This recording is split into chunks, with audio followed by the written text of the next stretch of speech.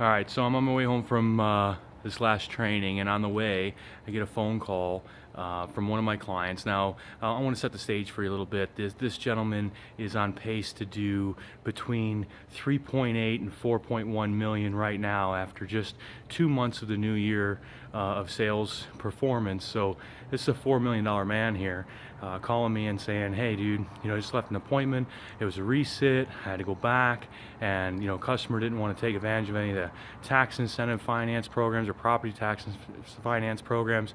He wanted to, there were none in his area, so we got to present traditional options, but he still wants me to come out and present them. So right away, I know that, this customer, this potential buyer, immediately I know that he wants to buy from this guy, right? He wouldn't be having him come back out to his house, an hour and a half drive out of his way if he wasn't considering buying from him. So at the end of the day, here goes this gentleman, this professional, off for an hour and a half. I mean, first thing he's got to realize is that this dude wants to do business with him.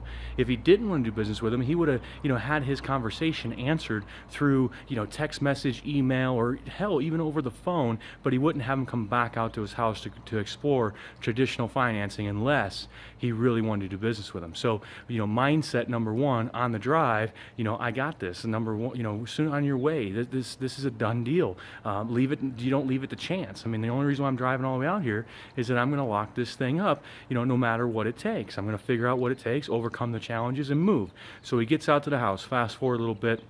Customer goes through everything with him and says, listen, here, hey dude, our budget was $15,000. Your system is at $19,000. We really want that two-stage system, but you know what? It's outside of our budget, $4,000. Sharpen your pencil. I mean, if you can sharpen your pencil, we'll go ahead and get this job done. Now, if I had paid attention and I knew at that point, this guy wants to do business with me, first of all, $19,000 to $15,000, that's not a lot of money, right? This is a 15-year, 20-year investment, 15-year on average investment in your home. What's $4,000 over 15 years? Peanuts, pennies, nothing. So at the end of the day, all he needs then, if is a solution to his budget problem. That's all he needs. You solve that problem for this customer. He's putting ink to paper. This job is done.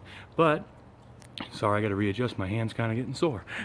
But at the end of the day, we hear that sometimes. We're like, oh, instantly, bam, okay, objection, price objection. It's too high. He didn't say it was too high. He said, listen, my budget was 15.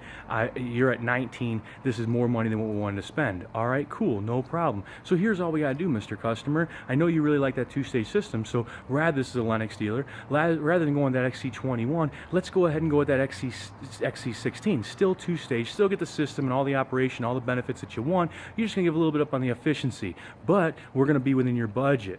So we can go ahead and just, drop this down to the 16 rather than the 21, and we'll still hit your budget. Here, go ahead. I just need your authorization right here, and we'll get this thing started.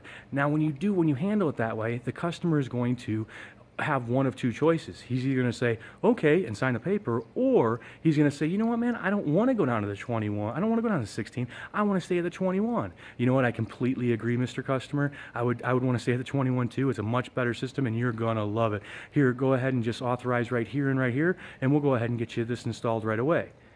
Now, some of you are watching this going, wait a minute here, you didn't even answer his objection. You're right, I didn't answer his objection because it wasn't an objection, it was an observation. I had 15,000, you want to spend 15, I'm at 19, but you don't want to give anything up. If you don't want to give anything up, then let's cough it up, let's spend the 19, let's get the system you really, really want. And use that in your leverage position, right? So now the customer says, I don't want to go down to the 16, I want to stay at the 21. I completely agree, Mr. Customer, I would want to do the exact same thing. It is a better system, and being that this is a 15-year investment, you should just stay with the 21. You know what? Spend a little. I agree with you, man. I would want to spend just a little bit more money than what I originally budgeted to get the system that I really, really wanted, rather than, reducing, the amount a little bit and getting a system that I really didn't want. So that was a great decision. Here, go ahead and just authorize right here, and we'll go ahead and get you installed for next week. Pass the pen and shut up. So, again, confidence is really what it comes down to with closing. I say this, because I know this gentleman didn't skip any steps. He wasn't in and out of this house in 30 minutes or less. He goes through the whole process from A to Z. He earned the right to do this. All the customer is saying to you in this position is, hey, listen, solve this. Here's my problem. Solve it. Solve it and walk out with a signed contract. Don't leave it up to the customer. Don't ask yes or no questions. Don't basically assume that your customer is, not going to buy from you. Assume just the opposite. The customer is going to buy from you. The only reason why I'm driving out there right now is because you want to do business with me. If you didn't want to do business with me, I wouldn't be coming back out to your house for a second time, right? I mean, who does that? Nobody. So the guy wanted to buy right from the get-go. Now at the end, don't leave it to chance. Tell the customer what we're going to do. Take control. This is where, if you haven't skipped any steps, you've earned the right, and you can actually take control of the situation. Now you can tell the customer, okay, hey, you know what, we see this all the time. Most of our customers, they don't even budget $15,000, and you did, man. You're in a much better position than most of our customers, so here's what we'll do. We'll just go ahead and put you into that two-stage 16-SEER system rather than the 21. That way you still get the two-stage, you still get the variable speed, you still get all the benefits of a two-stage system. You're just giving up a little bit on the efficiency. I just need your authorization right here, and we'll go ahead and get this installed for you. Now you put the customer in a position to either accept that solution or reject it. But it's an alternative choice, isn't it? They're going to say, no, I don't want that. I want the 21. I don't want the 16. Or they're going to pick up the pen and sign the paper.